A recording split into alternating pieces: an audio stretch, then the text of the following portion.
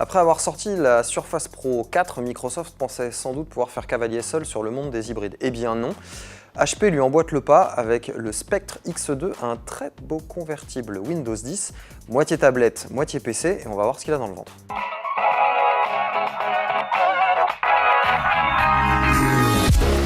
Et si nous vous parlions de la Surface Pro 4 en introduction, ce n'est pas pour rien. En effet, le Spectre X2 est vendu au même prix que le modèle de base, c'est-à-dire 1000 € et propose à peu près la même configuration.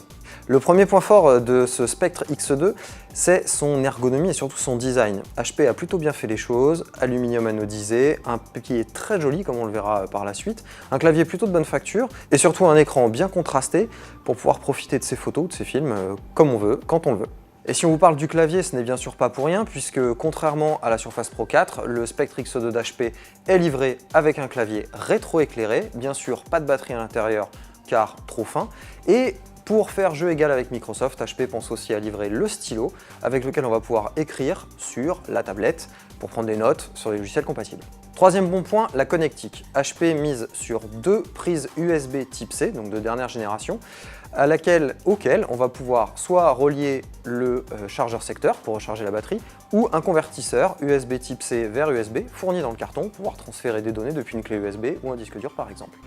On notera également la présence d'un port micro SD pour étendre la capacité de disque dur, parce que comme on va le voir un peu plus loin, de ce côté-là, c'est un petit peu ric-rac. Premier point négatif, eh bien, c'est la configuration de ce Spectre X2, car pour faire jeu égal avec la Surface Pro 4 de Microsoft, HP vient chercher du Core M3, un processeur certes basse consommation, donc qui consomme pas beaucoup et favorise l'endurance de la batterie, mais qui, par contre, n'est pas très puissant. Résultat, à part être une très belle machine à écrire 2.0, le Spectre X2, ça fait pas grand chose de plus.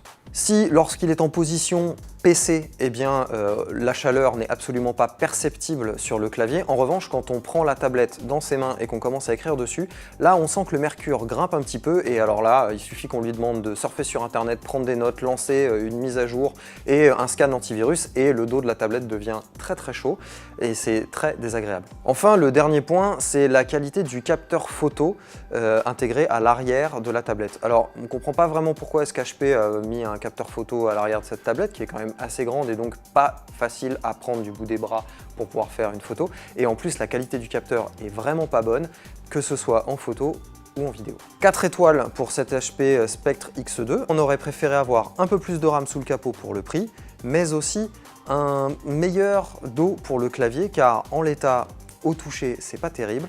Et puis contrairement à Microsoft, HP fait un peu le petit bras parce que plus on monte en gamme, moins les composants finalement vont être à la hauteur de la concurrence. HP propose seulement des Core M, alors que Microsoft de son côté va proposer des Core i3, des Core i5, voire des Core i7 pour les modèles les plus chers de la Surface Pro 4.